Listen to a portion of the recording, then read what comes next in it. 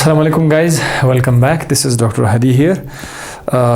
आज ईद के बाद ये पहला लेक्चर है। हमने बहुत सारे पिकनिक्स बना लिए, बहुत इन्जॉय किया, आपने भी। तो आज का वीडियो बड़ा स्पेशल वीडियो है और उसमें एक बहुत ही प्यारा मैसेज भी पड़ा हुआ है इस वीडियो लेक्चर के अंदर। टॉपिक ग्रोथ एंड डेवलपमेंट के चैप्टर से है, एजिंग के नाम से। इस पर एक वीडियो भी पहले भी आ चुका था, लेकिन अब ये आप समझिए कि एक अपडेटेड वीडियो है। एजिंग को समझाने के लिए मैं आपको बताता चलूँ कि आपने गौर किया होगा कि इंसान के जिस्म में वक्त के साथ साथ चेंजेस आती हैं, तब्दीलियाँ। मिसाल के तौर पर पहले वो बहुत तेज़ भाग सकता था या सकती थी, आस्ता आस्ता उसके भागने का जो ताकत था वो कम होता गया। फिर उसी तरह से तेज़ नहीं भाग सकता था। पहले वो बहुत ज़्यादा वज़न उठा सकता था या उठा सकती थी, लेकिन आस्ता आस्ता वो वज़न उठाने की जो कैपेबिलिटी थी वो डिक्रीज़ होती गई। नोटिस किया होगा सबने। देखने के हवाले से दूर दूर तक देख सकते हैं, बहुत ही माइन्यूट से ऑब्जेक्ट देख सकते हैं, लेकिन वक्त के साथ साथ उसके देखने की सलाहियत कमज़ोर हो जाती है। शुरू में सेहतमंद रहता है, हड्डियाँ मजबूत होती है, बड़ा ज़बरदस्त होता है, लेकिन आस्ता आस्ता हड्डियाँ कमज़ोर होती जाती है और मुख्तलिफ़ बीमारी में मुब्तला हो जाते हैं। ये चेंजेस जो आते हैं, ये चूँकि वक्त के साथ साथ आते हैं और तरक्की करता हुआ आगे की तरफ जाते हैं, इसीलिए इनका नाम रखा गया है प्रोग्रेसिव चेंजेस, या दूसरे अल्फाज में इसको हम एक और लफ्ज़ भी देते हैं, डीजनरेशन। तो इन तमाम प्रोग्रेसिव चेंजेस को हम क्या कहते हैं, जो वक्त के साथ साथ होते हैं, यानी कि एक दिन में हुआ, जो वक्त के साथ जैसे जैसे इंसान पर वक्त गुजरता रहता है ये तब्दीलियाँ आती है, इनका नाम है एजिंग। दूसरे अल्फाज में हमारे जिस्म के अंदर तो वैसे भी चेंजेस आती रहती है। जब इंसान इस दुनिया में आ जाता है तो उसके जिस्म के अंदर चेंजेस आ रही होती है। वो चेंजेस इसको ताकतवर बना देते हैं वक्त के साथ साथ, वो चेंजेस इसको स्ट्रॉन्ग कर देता है, वो चेंजेस इसको स्टेबिलिटी की तरफ ले जा रहा होता है। तो वो जो चेंजेस है वो भी फिजियोलॉजिकल चेंजेस हैं, और ये जो आप देख रहे हैं ये भी फिजियोलॉजिकल चेंजेस हैं। इन दोनों में फ़र्क क्या है? एक चेंजेस आपकी जिस्म को कमज़ोर कर रहा है, दूसरी चेंजेस आपकी जिस्म को ताकत दे रहा है। जो चेंजेस आपकी जिस्म को कमज़ोर कर रहा है यानी एजिंग की तरफ ले जा रहा है, उनको कहते हैं नेगेटिव फिजियोलॉजिकल चेंजेस। जैसे यहाँ पर मैंने लिखा हुआ है नेगेटिव फिजियोलॉजिकल चेंजेस। नेगेटिव इसलिए क्योंकि ये आपके फंक्शन को डिक्रीज़ करता है। ये था एजिंग का डेफिनेशन। अब हम आते हैं एक कॉन्सेप्ट पर, जेरोंटोलॉजी। जैसे कि आपको पता है बायोलॉजी में मुख्तलिफ़ किस्म की चीज़ों को, मुख्तलिफ़ फील्ड्स को हम स्टडी करते हैं, ठीक है। एंटोमोलॉजी, फिजियोलॉजी, ठीक है, पैलियोंटोलॉजी। तो जो लोग इस फील्ड में काम करते हैं, एजिंग, इसमें ये आपकी बुक में जैसे टॉपिक है, लेकिन दुनिया में बहुत सारे लोग इस पर बहुत ज़्यादा काम करते हैं। क्योंकि दुनिया में जो लोग आते हैं जिनके पास ढेर सारा पैसा जमा हो जाता है, ढेर सारा दौलत आ जाता है, फिर वो क्या करते हैं, वो नहीं चाहते कि मैं मर जाऊं, वो नहीं चाहते कि मेरे बॉडी में नेगेटिव चेंजेस आ जाए। तो बहरहाल वो फिर ज़रूर ऐसे कोई कोशिश तलाश करते, कोई दवाई तलाश करेंगे जिसकी वजह से उसकी एजिंग रोक सके। इसीलिए साइंटिस्ट लोग इस फील्ड में बहुत ज़्यादा काम करते हैं, क्योंकि साइंटिस्ट ये समझते हैं कि अगर हमने इसमें अंदर कुछ भी थोड़ा सा भी डिस्कवर किया तो ढेर सारा पैसा में लोग देंगे। हर बंदा बोलेगा ये पैसा लेकिन तो होता ही नहीं है, होता तो वही है जो रब की मर्ज़ी होती है, ठीक है ना।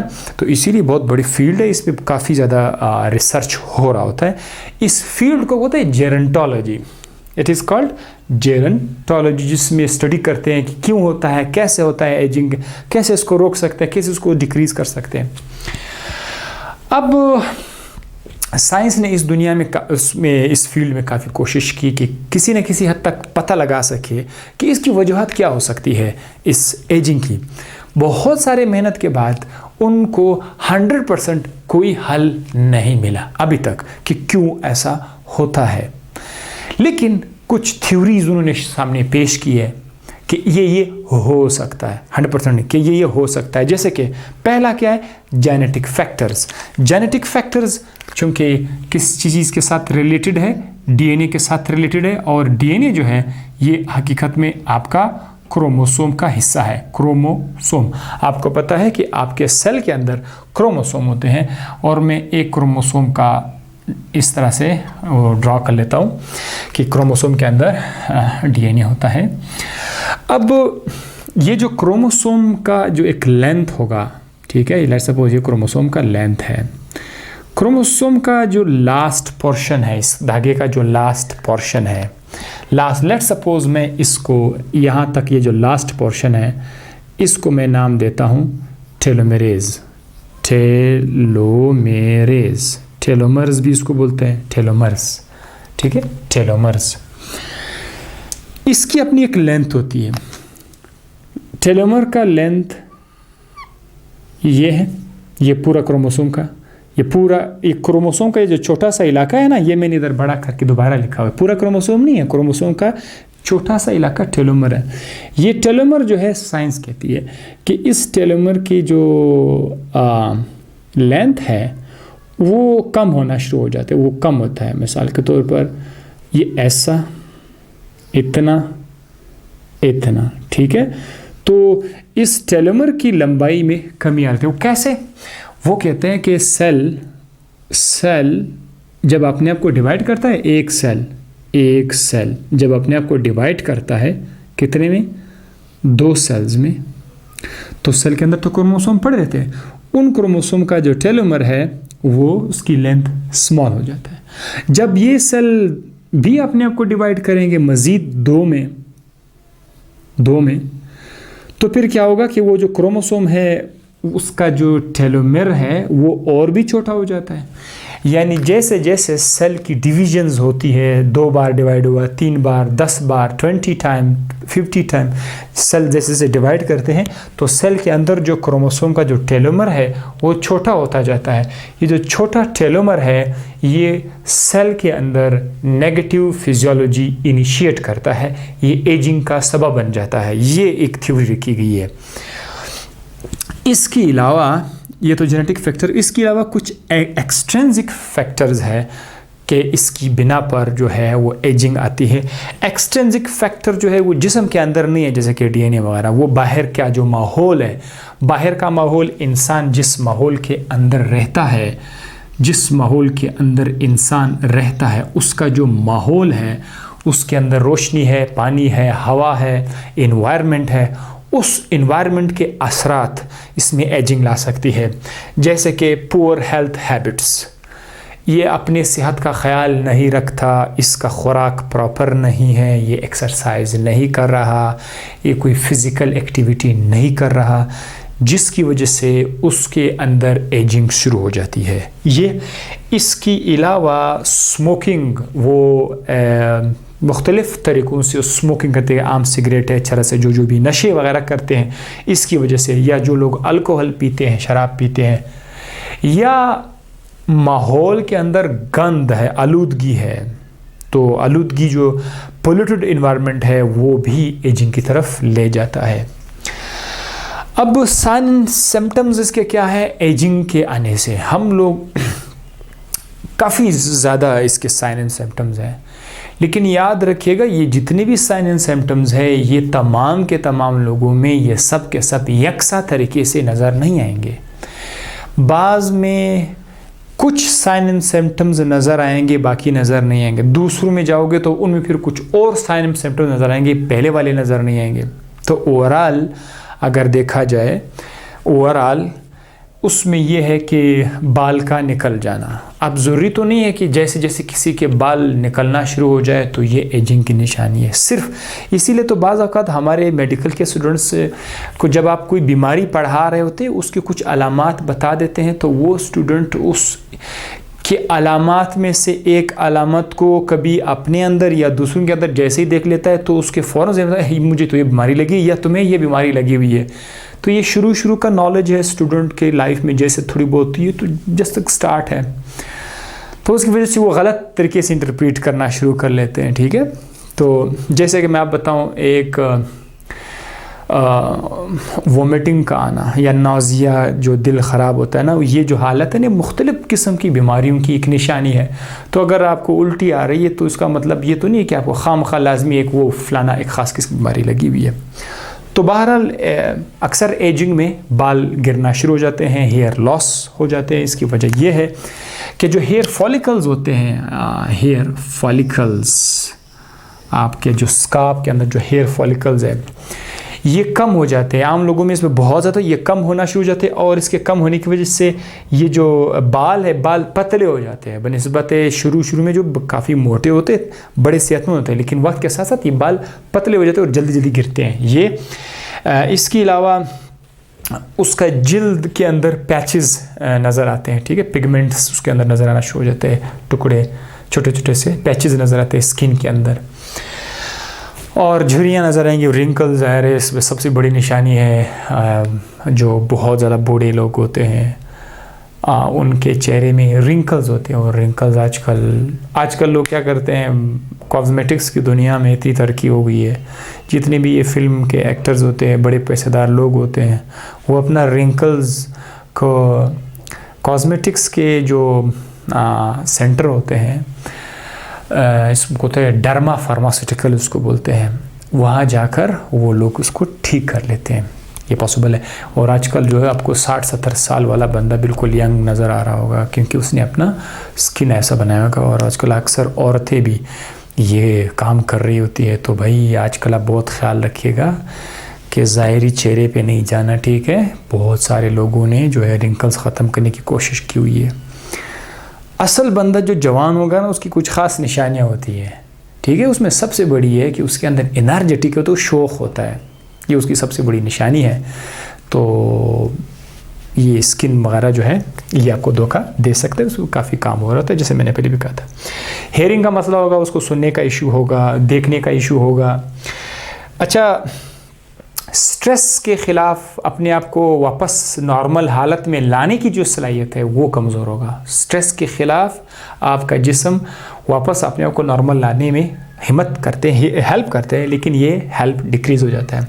इसके अलावा जिल्द, जो आम लोगों का यंग का बड़ा स्मूथ जिल्द होता है, इलास्टिक लचकदार जिल्द होता है, जिल्द की लचक भी ख़त्म हो जाती है, क्योंकि जिल्द के अंदर इलास्टिक फाइबर्स होते हैं, कोलेजन फाइबर्स होते हैं। ये कोलेजन फाइबर्स का स्ट्रक्चर भी चेंज हो जाता है और वो कम भी हो जाते हैं।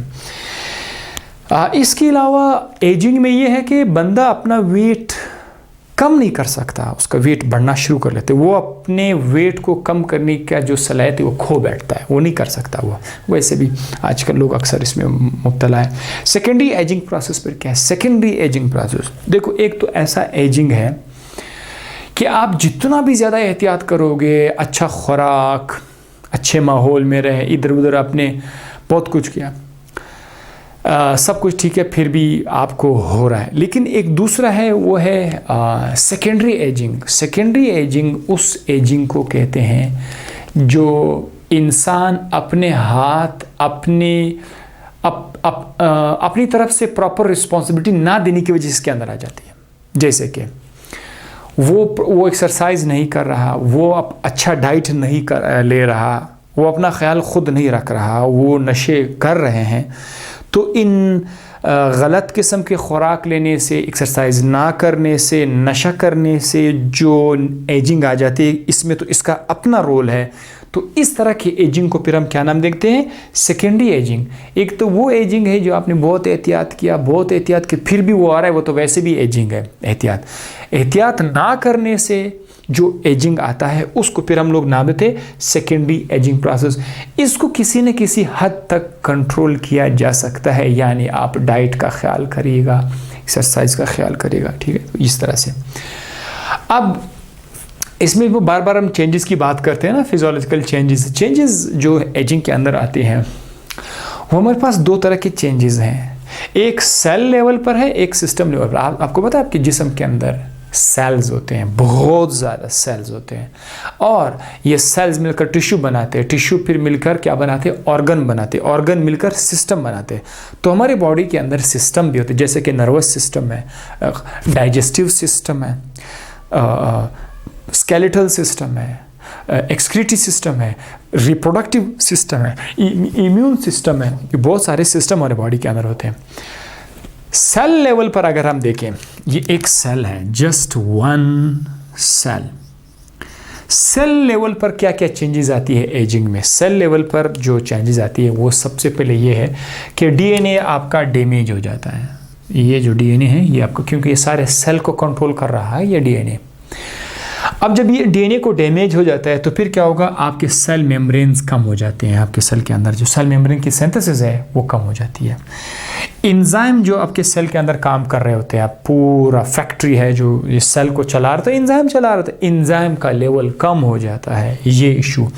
ट्रांसपोर्ट, पहले क्या था, चीज़ें बड़े कंट्रोल तरीके से जिन्होंने आना था वो आ जाते थे, ठीक है, और जो जो चीज़ें सेल के लिए ख़तरनाक थे या सेल को उनकी ज़रूरत नहीं थी उनको नहीं आने दिया जाता था। बड़ा ज़बरदस्त किस्म का check and control and balance था।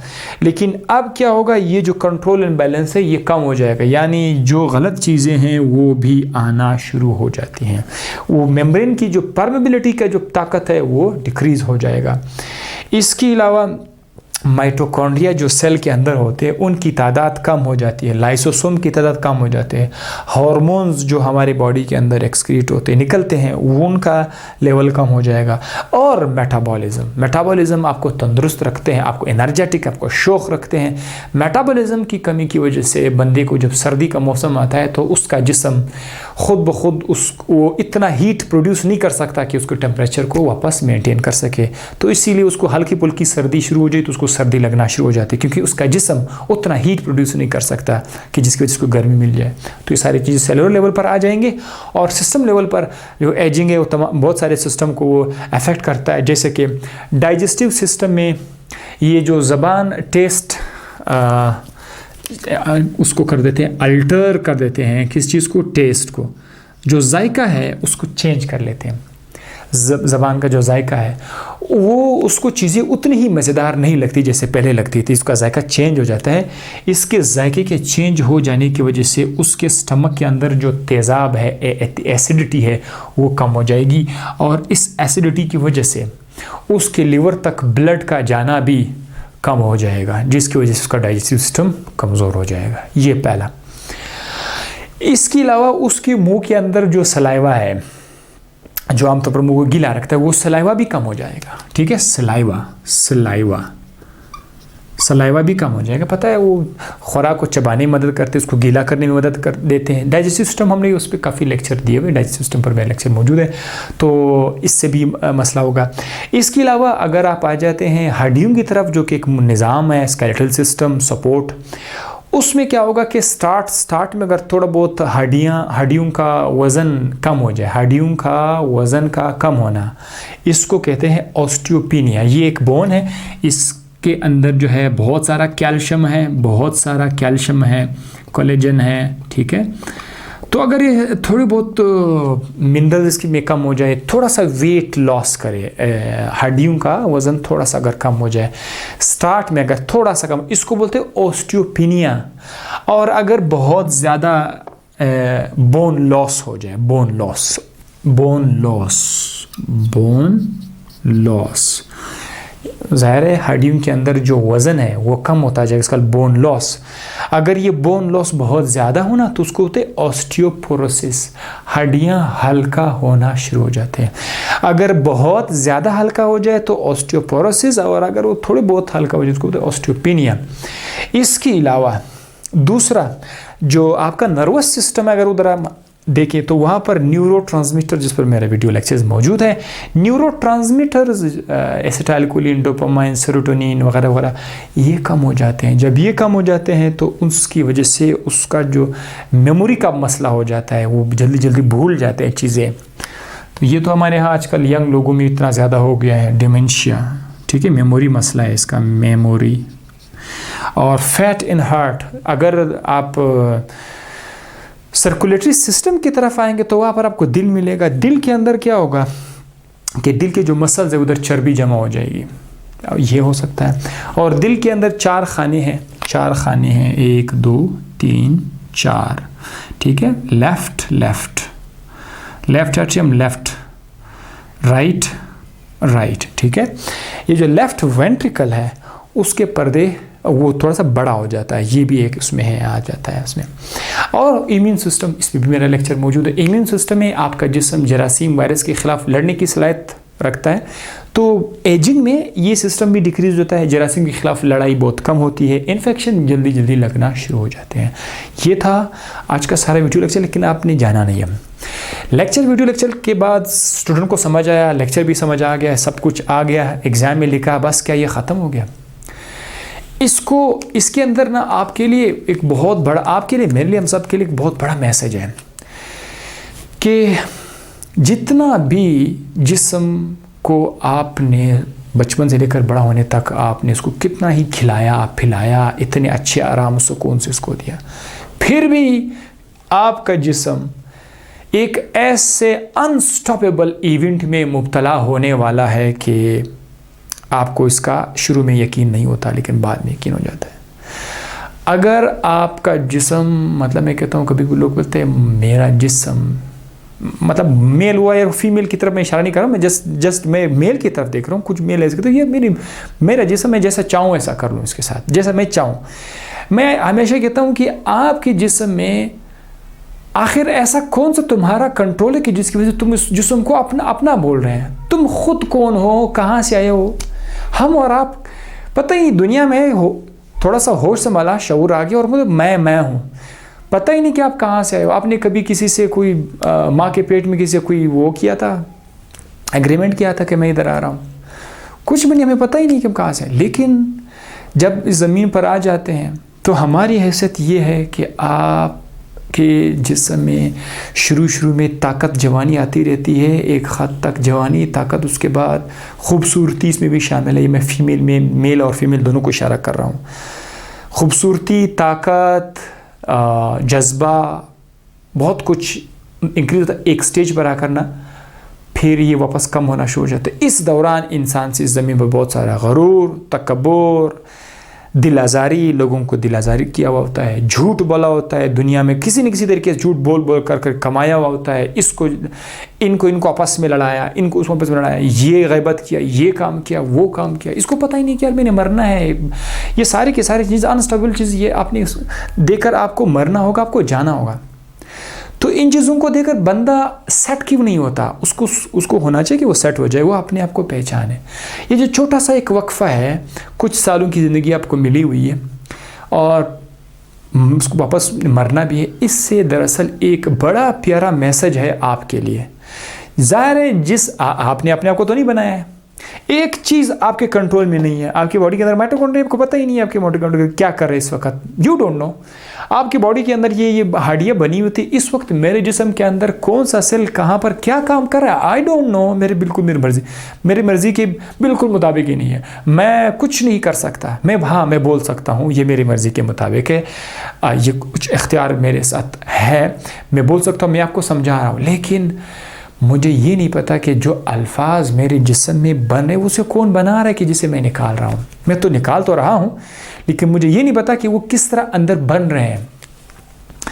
एक लफ्ज़ बोलने में दिमाग के अंदर कितने सारे न्यूरोट्रांसमीटर यहाँ से वहाँ जाकर एक लफ्ज़ बनाते, और वो लफ्ज़ मैं जब निकालता हूँ तो कभी आपने सोचा है, इन अ नटशेल आपके जिस्म का कोई भी इख्तियार आपका नहीं है। आपका जिस्म आपको यूँ किराए पर दिया हुआ है, इससे जो मकसद है वो आप समझ लो और इसकी मुताबिक अपना ज़िंदगी जी ले। एक मकसद इसके अंदर छुपा होगा कि आपने मरना है, और इस मरने से पहले आप अपने आप को पहचानो कि मैं इस दुनिया में क्यों आया हूँ, किस लिए आया हूँ, क्या पर्पज़ है, ढूंढना पड़ेगा आपको। तो इंशाल्लाह एग्ज़ाम के साथ साथ इस तरह की चीज़ों को पर आप ज़रूर गौर किया करें। समझ आ गया हो लेक्चर तो वेल एंड गुड, अदरवाइज़ आप इसको रिपीट भी कर सकते हैं। नेक्स्ट वीडियो लेक्चर में फिर आपसे मुलाकात होगी। Thank you.